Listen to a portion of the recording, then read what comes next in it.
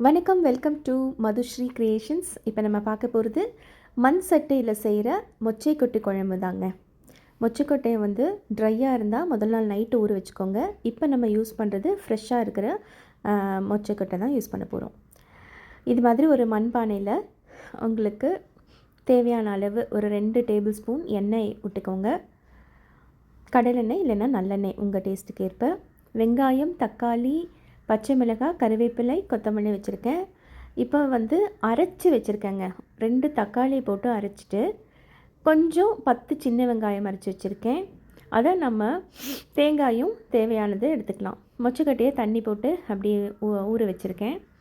புளி வந்து உங்களுக்கு தேவையான அளவு, எலுமிச்சை அளவு, தேவையான காய்கறிகளை கட் பண்ணி வச்சுக்கலாம்.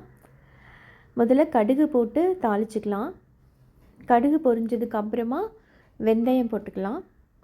காய்கறின்னு பார்த்தா நீங்கள் கத்திரிக்காய், முருங்கைக்காய், உருளைக்கிழங்கு எது வேணாலும் நாட்டு காய்கறியாக யூஸ் பண்ணிக்கலாங்க. நான் இப்போது இங்கே காய்கறி வந்து முருங்கைக்காயும் கத்திரிக்காயும் எடுத்திருக்கேன். கத்திரிக்காய் ஒரு 4, முருங்கைக்காய் ஒரு 2. இப்போ வெந்தயம் போட்டாச்சு. கடுகு பொரிஞ்சதுக்கு அப்புறமா நான் வெந்தயத்தை ஆட் பண்ணுறோம். இந்த குழம்பு எங்கள் அம்மா தான் வைக்கிறாங்க. இது பொள்ளாச்சியில் எடுத்த வீடியோ. இப்போது பெருங்காயம் போட்டுக்கலாம். பெருங்காயம் வந்து ஒரு 1/2 ஸ்பூன் போட்டுக்கோங்க. கட்டி பெருங்காயமாக இருந்தால் ஒரு 2 துண்டு போட்டுக்கோங்க. 2 பச்சை மிளகாய் நீல வாக்கில் கீரி அப்படி போட்டுக்கோங்க. அப்புறம் கருவேப்பிலை ஆட் பண்ணிக்கலாம். ஒரு பெரிய வெங்காயம் மறுத்து வச்சுருக்கேன், அதையும் அப்படி போட்டுக்கலாம். பெரிய வெங்காயம் வணங்குறதுக்கு கொஞ்சம் உப்பு சேர்த்துக்கலாங்க. இதுக்கப்புறமா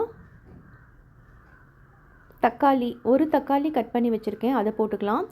அப்புறம் சின்ன வெங்காயம் 10 கூட இன்னொரு தக்காளியும் அரைச்சி வச்சுருக்கோம், அதை அப்புறமா சேர்த்துக்கலாம். இப்போதைக்கு பச்சை மிளகாய், ஒரு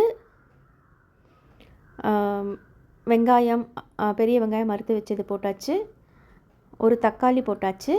இப்போ 10 சின்ன வெங்காயமும் ஒரு தக்காளியும் சேர்த்து அரைச்ச அந்த கலவையை நம்ம அதிலேயே போட்டுறோம். போட்டு நல்லா வதக்கி விடலாம். வதக்கி விட்டதும் கொஞ்சம் அது கசகசன்னு ஆகும் இல்லையா, அப்போது மஞ்சத்தூள் 1/2 ஸ்பூன் சேர்த்துக்கோங்க. மஞ்சத்தூள் போட்டதுக்கப்புறமா தேவையான அளவு மல்லித்தூள், நான் ஒரு 2 ஸ்பூன் மல்லித்தூள் ஆட் பண்ணிக்கிறேன்.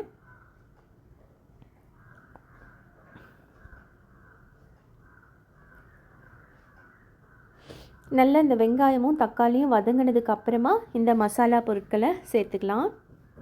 அது நல்லா கலக்கி விட்டுட்டு இப்போது மிளகாய் தூள் வந்து நான் ஒரு 1/2 ஸ்பூன் இல்லை 1 ஸ்பூன் ஆட் பண்ணிக்கோங்க. இப்போது சாம்பார் பொடி மட்டும் ஆட் பண்ணுறதா இருந்தால் 2 ஸ்பூன் சாம்பார் பொடி போட்டுக்கோங்க. மிளகாய் தூள் வந்து ஆப்ஷனல் தான், உங்களுக்கு வேணும்னா கொஞ்சம் காரத்துக்காக அது போட்டுக்கலாம், அப்படி இல்லைன்னா அது ஸ்கிப் பண்ணிடலாம், தப்பே இல்லை. இப்போ மசாலா ஆட் பண்ணுறது மறுபடியும் அளவுகள் சொல்கிறேன்.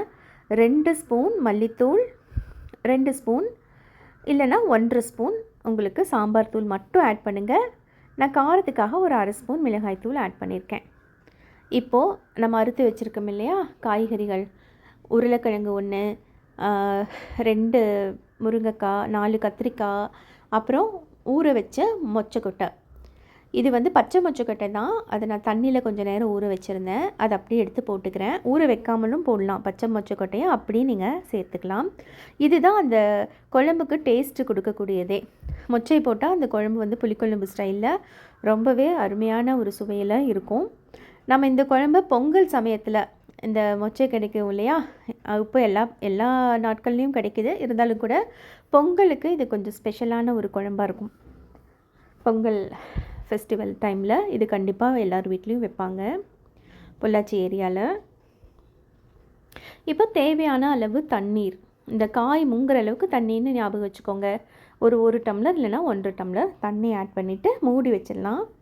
இந்த டைமில் நம்ம ஒரு புளி இருக்கு இல்லையா, ஒரு சின்ன எலுமிச்சம்பழம் இல்லைன்னா சின்ன நெல்லிக்காய், பெரிய நெல்லிக்காய் அளவு புளியை தேவையான அளவுக்கு கரைச்சிக்கிறோம். 1 டம்ளர் தண்ணியில் கரைச்சி எடுத்துக்கலாம்.